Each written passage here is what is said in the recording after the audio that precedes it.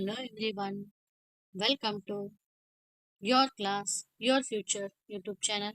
ಇಂದು ನಾವು 5ನೇ ತರಗತಿ ಕನ್ನಡ ವಿಷಯ ಪದ್ಯ 2 ಕನ್ನಡ ನುಡಿ ಇದರ ಪ್ರಶ್ನೋತ್ತರಗಳನ್ನ ನೋಡೋಣ. ಇದಕ್ಕಿಂತ ಮುಂಚಿನ ವಿಡಿಯೋದಲ್ಲಿ ನಾನು ಏನಂತಂದ್ರೆ ಈ ಪದ್ಯದ ಸಂಪೂರ್ಣವಾದಂತಹ ವಿವರಣೆಯನ್ನ ನೀಡಿದ್ದೇನೆ. ಹಾಗೂ ಅದೇ ಒಂದು ವಿಡಿಯೋದಲ್ಲಿ ಏನಂತಂದ್ರೆ ನಾವು ಈ ಒಂದು ಪದ್ಯದ ಪದಗಳ ಅರ್ಥ, ಕವಿ ಪರಿಚಯ ಮೊದಲಾದವುಗಳನ್ನು ಕೂಡ ನಾವಲ್ಲಿ ಏನಂತಂತಂದ್ರೆ ವಿವರಣೆ ಮಾಡಿದ್ದೀವಿ, ಸರಿನಾ?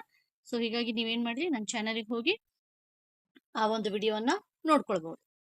ಸೊ ಪ್ರಾರಂಭಿಸೋಣ. ಈ ಪದ್ಯ 2 ಕನ್ನಡ ನುಡಿ. ಈ ಪದ್ಯವನ್ನ ಬರೆದವರು ಎ.ಕೆ. ರಾಮೇಶ್ವರ್ ಅವರು, ಸರಿನಾ? ಸೊ ಪ್ರಶ್ನೆ 2, ಪ್ರಶ್ನೆ 1ನೇದ್ದು ಪದಗಳ ಅರ್ಥ ಇದೆ ರೀ. ಪ್ರಶ್ನೆ 2 ಏನಂತ, ಅದರಲ್ಲಿ ಪ್ರಶ್ನೆಗಳು, ಅದರಲ್ಲಿ 1ನೇದ್ದು ಅ ಪಟ್ಟಿಗೆ ಬ ಪಟ್ಟಿಯನ್ನು ಹೊಂದಿಸಿ ಬರೆಯಿರಿ, ಸರಿನಾ? ಅ ಪಟ್ಟಿಯನ್ನ ಏನ್ ಮಾಡ್ಬೇಕ್ರಿ, ನಾವು ಇಲ್ಲಿ ಬ ಪಟ್ಟಿಗೆ ಹೊಂದಿಸಿ ಬರೆಯಬೇಕು. ಮೊದಲಿಗೆ ನಾನು ಅ ಪಟ್ಟಿಯ ಪದಗಳನ್ನು ಓದ್ತೀನಿ, ಆಮೇಲೆ ಬ ಪಟ್ಟಿಯಲ್ಲಿರೋ ಪದಗಳನ್ನ ಓದೋಣ, ನಂತರ ಅದನ್ನ ಹೊಂದಿಸೋಣ. ಅ ಪಟ್ಟಿಯಲ್ಲಿರುವಂತಹ ಪದಗಳು ಪುಣ್ಯಕೋಟಿ 1ನೇದ್ದು, 2ನೇದ್ದು ಹದಿಬದೆಯ ಧರ್ಮ, 3ನೇದ್ದು ದಾಸರು, 4ನೇದ್ದು ಶರಣರು. ಇನ್ನು ಬ ಪಟ್ಟಿಯಲ್ಲಿರುವಂತಹ ಪದಗಳು ಅ ಕೀರ್ತನೆಗಳು, ಆ ಗೋವು, ಈ ವಚನಗಳು, ಈ ಸಂಚಿ ಹೊನ್ನಮ್ಮ, ಉ ಹೃದಯದ ಒಲುಮೆ.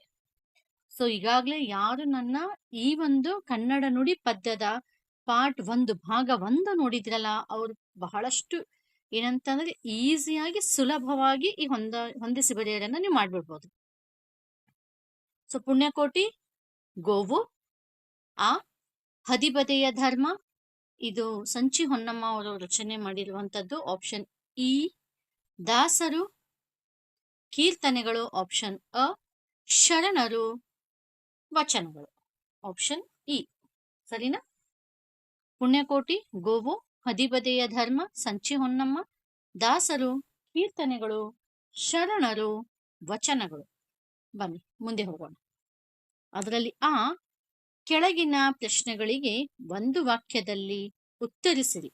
ಮೊದಲನೆಯ ಪ್ರಶ್ನೆ, ಕವಿ ತನ್ನ ಮಾತುಗಳನ್ನು ಹೇಗೆ ಆಲಿಸಬೇಕೆಂದು ಮಕ್ಕಳಿಗೆ ಕರೆ ನೀಡಿದ್ದಾರೆ? ಉತ್ತರ, ಕವಿ ತನ್ನ ಮಾತುಗಳನ್ನು ಚಿತ್ತವಿಟ್ಟು ಆಲಿಸಬೇಕೆಂದು ಮಕ್ಕಳಿಗೆ ಕರೆ ನೀಡಿದ್ದಾರೆ. 2ನೇ ಪ್ರಶ್ನೆ, ಕನ್ನಡದ ನುಡಿಯಲ್ಲಿ ಏನು ತುಂಬಿದೆ? ಉತ್ತರ, ಕನ್ನಡದ ನುಡಿಯಲ್ಲಿ ಹೃದಯದ ಒಲುಮೆ ತುಂಬಿದೆ. ಪ್ರಶ್ನೆ 3, ಜಾನಪದದಲ್ಲಿ ಮೂಡಿದ ಸತ್ಯದ ಬದುಕಿನ ಚರಿತ್ರೆ ಯಾವುದು? ಉತ್ತರ, ಪುಣ್ಯಕೋಟಿ ಜಾನಪದದಲ್ಲಿ ಮೂಡಿದ ಸತ್ಯದ ಬದುಕಿನ ಚರಿತ್ರೆಯಾಗಿದೆ. ನಮ್ಗೆಲ್ಲ ಗೊತ್ತಲ್ರಿ ಪುಣ್ಯಕೋಟಿ ಕಥೆ, ಒಂದು ಗೋವಿನ ಕಥೆ. ಅದೇ. ಇನ್ನು ಪ್ರಶ್ನೆ 4, ಹದಿಬದೆ ಧರ್ಮ ಗ್ರಂಥವನ್ನು ಬರೆದವರು ಯಾರು? ಇದು ಈಗಾಗಲೇ ಹೊಂದಿಸಿ ಬರೆಯರಲ್ಲಿ ನೋಡಿ. ಯಾರದು? ಹದಿಬದೆ ಧರ್ಮ ಗ್ರಂಥವನ್ನು ಬರೆದವರು ಸಂಚಿ ಹೊನ್ನಮ್ಮನವರು. ಪ್ರಶ್ನೆ 5, ಕನ್ನಡದೊಲುಮೆಯ ಹವಳಗಳು ಯಾವುವು? ಉತ್ತರ, ದಾಸರ ನುಡಿಯಲ್ಲಿ ಅರಳಿದ ಚೆಲುವು ಕನ್ನಡದೊಲುಮೆಯ ಹವಳಗಳು. ಪ್ರಶ್ನೆ 6, ಕನ್ನಡ ನುಡಿ ಕವಿತೆಯನ್ನು ಬರೆದ ಕವಿಯ ಹೆಸರು ಏನು? ಉತ್ತರ, ಎ.ಕೆ. ರಾಮೇಶ್ವರ್. ಇವರು ಕನ್ನಡ ನುಡಿ ಕವಿತೆಯನ್ನು ಬರೆದಂತಹ ಕವಿಗಳು, ಸರಿನಾ? ಇನ್ನು ಮುಂದಿನ ಪ್ರಶ್ನೆಗೆ ಸಾಗೋಣ. ಪ್ರಶ್ನೆ 2 ಅಂತ ನಾನು ಇಲ್ಲಿ ಹಾಕಿದ್ದೀನಿ, ಅದು ಆಕ್ಚುಲಿ ನಿಮ್ಮ ಪುಸ್ತಕದ ಪ್ರಕಾರ ಈ ಕೆಳಗಿನ ಪ್ರಶ್ನೆಗಳಿಗೆ 2-3 ವಾಕ್ಯಗಳಲ್ಲಿ ಉತ್ತರಿಸಿರಿ. ಅದರಲ್ಲಿ ಮೊದಲನೆಯದು, ಕನ್ನಡ ನುಡಿಯಲ್ಲಿ ಏನೇನು ಅಡಗಿದೆ? ಉತ್ತರ, ಕನ್ನಡ ನುಡಿಯಲ್ಲಿ ಹೃದಯದ ಒಲುಮೆ ತುಂಬಿದೆ. ಅಲ್ಲಿ ಹಾಲಿನ ತೊರೆ, ಸಕ್ಕರೆ ಮಳೆ ಮತ್ತು ಜೇನಿನ ಹನಿಯಂತಹ ಮಾಧುರ್ಯ ಅಡಗಿದೆ. ಯಾವುದ್ರಲ್ಲಿ? ಕನ್ನಡ ನುಡಿಯಲ್ಲಿ. 2ನೇ ಪ್ರಶ್ನೆ, ಪುಣ್ಯಕೋಟಿ ಕಥೆಯು ಏನನ್ನು ತಿಳಿಸುತ್ತದೆ? ಉತ್ತರ, ಪುಣ್ಯಕೋಟಿ ಕಥೆಯು ಬದುಕಿನ ಚರಿತೆಯನ್ನು ಜಾನಪದದಲ್ಲಿ ಮೂಡಿಸಿದೆ. ಇದು ಸತ್ಯ ಮತ್ತು ಪ್ರಾಮಾಣಿಕತೆಯ ಮಹತ್ವವನ್ನ ಸಾರುತ್ತದೆ. ಪ್ರಶ್ನೆ 3. ಕವಿಯು ಶರಣರ ವಚನಗಳನ್ನು ಏನೆಂದು ಬಣ್ಣಿಸಿದ್ದಾರೆ? ಉತ್ತರ: ಕವಿಯು ಶರಣರು ರಚಿಸಿದ ವಚನಗಳನ್ನು ಬದುಕಿನ ಅಮೃತದ ಕಣಜಗಳು ಎಂದು ಬಣ್ಣಿಸಿದ್ದಾರೆ. ಇನ್ನು 4ನೇ ಪ್ರಶ್ನೆ: ದಾಸ ಸಾಹಿತ್ಯವನ್ನು ಕವಿ ಯಾವ ರೀತಿ ಬಣ್ಣಿಸಿದ್ದಾರೆ? ಉತ್ತರ: ದಾಸರ ನುಡಿಯಲ್ಲಿ ಅರಳಿದ ಛಲವನ್ನು ಕನ್ನಡದೊಲುಮೆಯ ಹವಳಗಳು ಎಂದು ಕವಿ ಬಣ್ಣಿಸಿದ್ದಾರೆ. ಇನ್ನು 5ನೇ ಪ್ರಶ್ನೆ, ಇದು ಕೊನೆ ಪ್ರಶ್ನೆ, 2-3 ವಾಕ್ಯಗಳಲ್ಲಿ. ಅದು: ಮಕ್ಕಳೇ ಕನ್ನಡ ಕಲಿಯಿರಿ ಎಂದು ಕವಿ ಏಕೆ ಒತ್ತಾಯಿಸುತ್ತಾರೆ?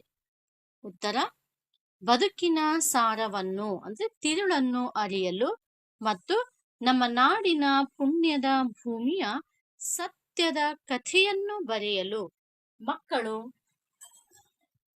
ಕನ್ನಡ ಕಲಿಯಬೇಕು ಎಂದು ಕವಿ ಒತ್ತಾಯಿಸುತ್ತಾರೆ. ಇನ್ನು ಮುಂದಿನ ಪ್ರಶ್ನೆ, ಮುಖ್ಯ ಪ್ರಶ್ನೆ 3, ಭಾಷಾಭ್ಯಾಸ. ಅದರಲ್ಲಿ ಈ ಪದಗಳನ್ನು ನಿಮ್ಮ ಸ್ವಂತ ವಾಕ್ಯಗಳಲ್ಲಿ ಉಪಯೋಗಿಸಿರಿ. ಇಲ್ಲಿ ಕೆಲವೊಂದು ಪದಗಳನ್ನು ಕೊಟ್ಟಿದ್ದಾರೆ: ಚಿತ್ತ, ಒಲುಮೆ, ಜನಪದ, ಕಣಜ, ತಿರುಳು. ಸೊ ಈ ಪದಗಳನ್ನ ಬಳಸಿ ನಾವೊಂದು ಅರ್ಥಪೂರ್ಣವಾದಂತಹ ಅರ್ಥವತ್ತಾದಂತಹ ಒಂದು ಪದವನ್ನ ನಾವಿಲ್ಲಿ ರಚನೆ ಮಾಡಬೇಕಾಗಿದೆ. ಮೊದಲನೆಯ ಪದ ಚಿತ್ತ.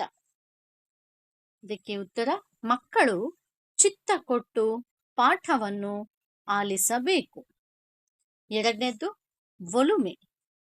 ತಾಯಿಯ ಒಲುಮೆಗೆ ಮೀರಿದು ಯಾವುದೂ ಅಲ್ಲ. ಮೂರನೇದ್ದು ಜನಪದ. ನಮ್ಮ ದೇಶವು ಜನಪದ ಕಲೆಗಳ ಆಗರವಾಗಿದೆ. ನಾಲ್ಕನೇದ್ದು ಕಣಜ. ಭಾರತವು ಕಲೆಗಳ ಕಣಜವಾಗಿದೆ. ಐದನೇದ್ದು ತಿರುಳು. ಬದುಕಿನ ತಿರುಳು ತಿಳಿಯುವುದು ಬಹಳ ಕಷ್ಟಕರವಾಗಿದೆ. ಸೊ ನೋಡಿ, ಇದೆಲ್ಲ ನಾನು ಮಾಡಿ ಹೇಳಿದ್ದೀನಿ. ನೀವು ಇದೇ ವಾಕ್ಯಗಳನ್ನ ಬರಿಬೇಕಂತೇನಿಲ್ಲ. ನೀವೇನಂತಂದ್ರೆ ನಿಮ್ಮ ಸ್ವಂತ ವಾಕ್ಯವನ್ನು ಕೂಡ ಇಲ್ಲಿ ಬರೆಯಬಹುದು ಈ ಪದಗಳನ್ನ ಬಳಸಿ. ಸರಿನಾ? ಮುಂದೆ ಹೋಗೋಣ. ಈ ಕೆಳಗಿನ ಪದಗಳಿಗೆ ವಿರುದ್ಧಾರ್ಥಕ ಪದಗಳನ್ನು ಬರೆಯಿರಿ. ವಿರುದ್ಧ ಪದಗಳನ್ನು, ಅಪೋಸಿಟ್ ವರ್ಡ್ಸ್ ಬರೀಬೇಕು. ಒಂದು ಆಲ್ರೆಡಿ ಅವ್ರು ಏನ್ ಮಾಡಿದ್ದಾರೆ, ಒಂದು ಮಾದರಿಯ ಶಬ್ದವನ್ನ ಕೊಟ್ಟಿದ್ದಾರೆ. ಬನ್ನಿ ನೋಡೋಣ ಮಾದರಿ ಶಬ್ದ ಏನ್ ಹೇಳುತ್ತೆ ಅಂತ. ಪುಣ್ಯ, ಅದಕ್ಕೆ ವಿರುದ್ಧವಾಗಿರುವಂತದ್ದು ಪಾಪ. ಸರಿನಾ? ಸೊ ಮೊದಲನೆಯದ್ದು ಮೂಡು. ಇದಕ್ಕೆ ವಿರುದ್ಧವಾಗಿರುವುದು ಮುಳುಗು ಅಥವಾ ಅಸ್ತಮಿಸು. ಮೂಡು, ಮುಳುಗು, ಅಸ್ತಮಿಸು. ಎರಡನೇದ್ದು ಧರ್ಮ. ಇದಕ್ಕೆ ವಿರುದ್ಧವಾಗಿರುವುದು ಅಧರ್ಮ. ಅರಳು, ಮುದುಡು ಅಥವಾ ಬಾಡುವುದು. ಸರಿನಾ? ಮುಂದೆ ಹೋಗೋಣ. ಈ ಕೆಳಗೆ ಗೆರೆ ಹಾಕಿದ ಪ್ರಾಸ ಪದಗಳನ್ನು ಆಯ್ದು ಜೋಡಿಸಿ ಬರೆಯಿರಿ. ಅಲ್ಲಿ ಅವರು ಈಗಾಗ್ಲೇ ಏನ್ ಮಾಡ್ಬಿಟ್ಟಿದ್ದಾರೆ, ಅಲ್ಲಿ ಪ್ರಾಸ ಪದಗಳಿಗೆ ರೈಮಿಂಗ್ ವರ್ಡ್ಸ್ ಅಂತ ಹೇಳ್ತೀವಲ್ಲ ಆ ರೀತಿ. ಓಕೆನಾ? ಅವುಗಳಿಗೆ ಆಲ್ರೆಡಿ ಅವ್ರು ಏನ್ ಮಾಡಿದ್ದಾರೆ ಅಂದ್ರೆ ಗೆರೆಗಳನ್ನ ಹಾಕ್ಬಿಟ್ಟಿದ್ದಾರೆ. ನಾವೇನ್ ಮಾಡ್ಬೇಕು ಅಂತಂದ್ರೆ ಬರೀ ಆ ಪದಗಳನ್ನ ನೀಟಾಗಿ ಹೊಂದಿಸಿ ಜೋಡಿಸಿ ಬರಿಬೇಕ್ರಿ. ಇಲ್ಲಿ ನೋಡಿ, ನಾನು ಓದ್ತೀನಿ ಒಂದ್ಸಲ. ಅದು: ಕನ್ನಡ ನುಡಿಯಲ್ಲಿ ಕನ್ನಡ ಗುಡಿಯಲ್ಲಿ ಹೃದಯದ ಒಲುಮೆಯು ತುಂಬಿಹುದು, ಹಾಲಿನ ತೊರೆಯು ಸಕ್ಕರೆ ಮಳಲು, ಜೇನಿನ ಹನಿಯು ಅಲ್ಲಿಹುದು. ನೋಡಿ, ಕೇಳೋದಕ್ಕೆ ಎಷ್ಟು ಇಂಪಾಗಿದೆ, ಹೇಳೋದಕ್ಕೆ ಎಷ್ಟು ಮಧುರವಾಗಿದೆ, ಹೌದಲ್ಲ? ಸರಿ, ಈಗ ಈ ಒಂದು ಪದ್ಯದ ಸಾಲುಗಳಲ್ಲಿ ನುಡಿಯಲ್ಲಿ, ಗುಡಿಯಲ್ಲಿ, ತುಂಬಿಹುದು, ತೊರೆಯು, ಹನಿಯು, ಅಲ್ಲಿಹುದು, ಈ ಒಂದು ಪ್ರಾಸ ಪದಗಳಿಗೆ ಏನಂತಂದ್ರೆ ಗೆರೆ ಹಾಕಲಾಗಿದೆ. ಅವುಗಳನ್ನ ನಾವು ಜೋಡಿಸ್ಬೇಕಷ್ಟೇ. ಸೊ ಮೊದಲನೇದು ಒಂದು ಮಾದರಿ ಇದೆ, ನುಡಿಯಲ್ಲಿ, ಗುಡಿಯಲ್ಲಿ ಅವರು ಜೋಡಿಸಿದ್ದಾರೆ. ಇನ್ ಮುಂದೆ ಒಂದು ತುಂಬಿಹುದು, ಇದಕ್ಕೆ ಪ್ರಾಸವಾಗೋದು ಯಾವ್ದ್ರಿ? ಅಲ್ಲಿಹುದು. ಸರಿನಾ? ಇನ್ನು ಮುಂದೆದ್ದು ತೊರೆಯು, ಇದಕ್ಕೆ ಪ್ರಾಸಪದ ಹನಿಯು. ಇಷ್ಟೇ ಮಾಡ್ಬೇಕಾಯ್ತು. ಮುಂದೆ ಈ ಕೆಳಗಿನ ವಾಕ್ಯಗಳಲ್ಲಿನ ದೋಷಯುಕ್ತ ಪದಗಳನ್ನು ಸರಿಪಡಿಸಿ ಬರೆಯಿರಿ. ಮೊದಲನೇದು ನಾವು ದೋಷಯುಕ್ತ ಪದಗಳನ್ನ ಹುಡುಕ್ಬೇಕು, ಆಮೇಲೆ ಅದನ್ನ ಸರಿಪಡಿಸ್ಬೇಕು. ಮೊದಲನೇದು ಕನ್ನಡ ಎಡೆಯಲಿ ಕನ್ನಡ ಗಡಿಯಲಿ ಹೃದಯದ ಒಲುಮೆ. ಸೊ ಇಲ್ಲಿ ಎಡೆಯಲಿ ಗಡಿಯಲಿ ಇವೆಲ್ಲ ತಪ್ಪ ಪದಗಳು, ಹೌದಲ್ಲ, ದೋಷಯುಕ್ತ ಪದಗಳು. ಇವುಗಳನ್ನ ಸರಿಪಡಿಸೋಣ. ಕನ್ನಡ ನುಡಿಯಲಿ, ಎಡೆಯಲ್ಲಿ ಇರೋದು ನುಡಿಯಲ್ಲಿ ಆಗ್ಬೇಕ್ರಿ. ಕನ್ನಡ ಗಡಿಯಲ್ಲಿ, ಗಡಿಯಲ್ಲಿ ಇರೋದು ಗುಡಿಯಲ್ಲಿ ಆಗ್ಬೇಕು. ಓಕೆನಾ? ಗುಡಿಯಲ್ಲಿ ಹೃದಯದ ಒಲುಮೆ. ಸರಿನಾ? ಎರಡನೇದು ಪಾಪಕೋಟಿಯ ಬದುಕಿನ ಚರಿತೆಯು ಜನಪದದಲ್ಲಿ ಮೂಡಿಹುದು. ಹೌದಾ? ಪಾಪ ಕೊಟ್ಟಿದ್ದ ಅಲ್ಲಲ್ಲ, ಮತ್ಯಾವುದು? ಪುಣ್ಯ ಕೊಟ್ಟಿದ್ದು, ಹೌದಲ್ಲ? ಸೊ ಪಾಪ ಕೊಟ್ಟಿದ್ದು ತಪ್ಪಾದ ದೋಷಯುಕ್ತವಾಗಿರುವಂತಹ ಪದ. ಇದನ್ನು ನಾವು ಸರಿಪಡಿಸಿ ಬಂದಾಗ ಪುಣ್ಯಕೋಟಿಯ ಬದುಕಿನ ಚರಿತೆಯು ಜಾನಪದದಲ್ಲಿ ಮೂಡಿಹುದು ಅಥವಾ ಜನಪದದಲ್ಲಿನೂ ಸಹ ಮೂಡಿಯುವುದು ನೀವು ಬರಿಬಹುದು. ಓಕೆನಾ? ಮೂರನೇದು ಬನ್ನಿರಿ ಮಕ್ಕಳೇ ಕನ್ನಡ ಕುಡಿಯಿರಿ ಬದುಕಿನ ತಿರುಳನ್ನು ಅರಿಯುತ್ತಾ. ಇಲ್ಲಿ ತಪ್ಪಾಗಿರೋ ಶಬ್ದ ಯಾವುದಪ್ಪ? ಪದ ಕುಡಿಯಿರಿ, ಹೌದಲ್ಲ? ಇದನ್ನ ಹೇಗ್ ಸರಿಪಡಿಸಬಹುದು? ಏನು ಬರುತ್ತೆ ಅಲ್ಲಿ?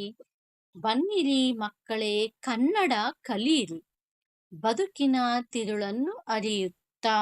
ಮೊದಲ ಕನ್ನಡ ಕುಡಿಯೋದಲ್ಲ, ನಾವು ಕನ್ನಡ ಫಸ್ಟ್ ಕಲಿಬೇಕ್ರಿ. ಕಲಿಯುತ್ತಿ ಅದನ್ನ ಏನಂತಂದ್ರೆ ನಾವು ಕರಗತ ಮಾಡ್ಕೊಳ್ಬೇಕು, ಮನಗತ್ ಮಾಡ್ಕೊಳ್ಬೇಕು. ನಾಲ್ಕನೇದು ನಮ್ಮದು ನಾಡಿನ ಪುಣ್ಯದ ಬೀಡಿನ ನಿನ್ನಯ ಕಥೆಯನ್ನು ಬರೆಯುತ್ತಾ. ಇದಕ್ಕೆ ಸರಿಯಾದ ಉತ್ತರ ನಮ್ಮಯ್ಯ ನಾಡಿನ ಪುಣ್ಯದ ಬೀಡಿನ ನನ್ನಯ್ಯ. ನಿನ್ನಯ ಇತ್ತಲ್ಲದೆ ಅದು ನನ್ನಯ ಆಗ್ಬೇಕು. ನನ್ನಯ ಕಥೆಯನ್ನು ಬರೆಯುತ್ತಾ. ನಿನ್ನಯ ತಪ್ಪದ ಪದ, ಅದಕ್ಕೆ ಸರಿಯಾದಂತಹ ಪದ ನನ್ನಯ. ನನ್ನಯ ಕಥೆಯ ಬರೆಯುತ್ತಾ. ಸರಿನಾ? ಇನ್ನು ಮುಂದೆ ಹೋಗೋಣ. ಈ ಪದಗಳನ್ನು ನಕಲು ಮಾಡಿ ಬರೆಯಿರಿ. ನಕಲು ಮಾಡಿ ಬರೆಯಲಿಂದ ಅದ್ರ ಅರ್ಥ ಏನ್ರಿ? ಕೊಟ್ಟಿರುವಂತಹ ಪದಗಳನ್ನು ಯಥಾವತ್ತಾಗಿ ಮತ್ತೆ ಮತ್ತೆ ಬರೆಯೋದು ಕೊಟ್ಟಂತಹ ಸ್ಥಾನದಲ್ಲಿ. ಸರಿನಾ? ಚಿತ್ತ, ನಾನಿಲ್ಲಿ ಆಲ್ರೆಡಿ ಬರ್ದಿದ್ದೀನಿ ನೋಡಿ. ಚಿತ್ತ ಚಿತ್ತ ಚಿತ್ತ.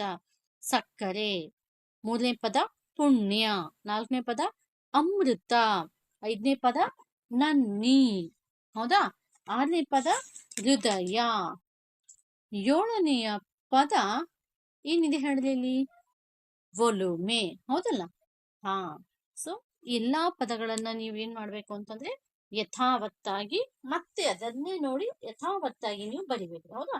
ಸೊ ಮಕ್ಕಳೇ, ಇಲ್ಲಿ ಚಿತ್ತ, ಸಕ್ಕರೆ, ಪುಣ್ಯ, ಅಮೃತ, ಹೃದಯ, ಒಲುಮೆ ಈ ಪದಗಳ ಅರ್ಥ ನಾವು ಏನಂತಂದ್ರೆ ತುಂಬಾ ಸರಳವಾಗಿ ನಾವು ಹೇಳ್ಕೋಬಹುದು. ಆದ್ರೆ ನನ್ನಿ ಪದದ ಅರ್ಥವೇನ್ರಿ?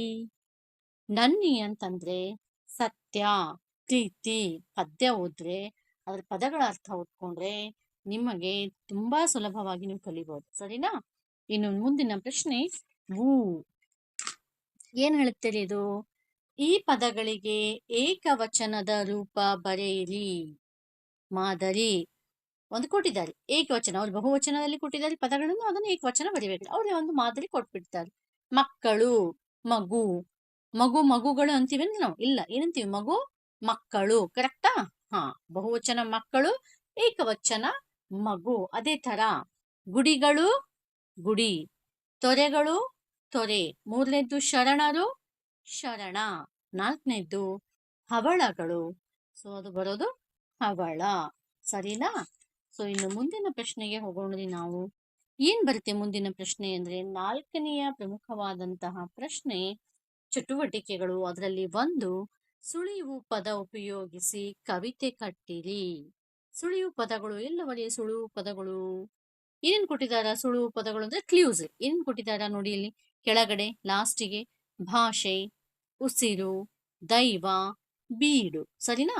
ಒಂದೇದು ನಮ್ಮ ಮಾದರಿ ಕೊಟ್ಟಿದ್ದಾರೆ. ನಮ್ಮ ನಾಡು ಕನ್ನಡ. ಅದೇ ತರ ನಮ್ಮ ಡ್ಯಾಶ್ ಕನ್ನಡ.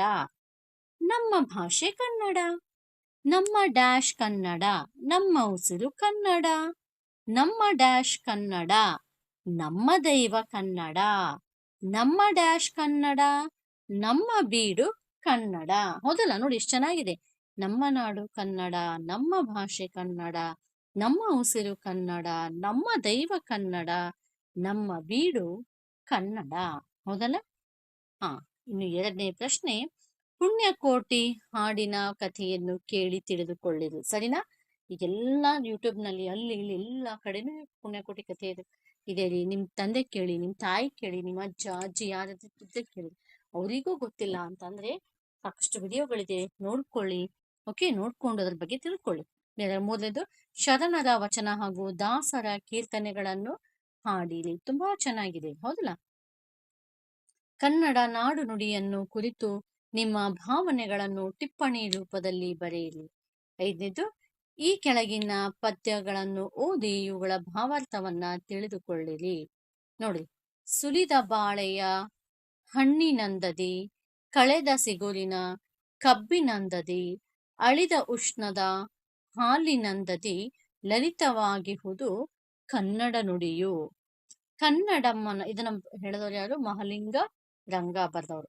ಕನ್ನಡಮ್ಮನ ಮಕ್ಕಳು ನಾವು, ಪ್ರೀತಿಯ ಗಂಧವ ಸೂಸುವೆವು, ಸಮರಸದಲ್ಲಿ ಹೃದಯವ ಬೆಸೆದು ನಾಡಿನ ಸಿರಿಯನ್ನು ಬೆಳಗುವೆವು. ಇದನ್ನು ಹೇಳಿದವರು ಯಾರು? ಬರೆದವರು ಯಾರು?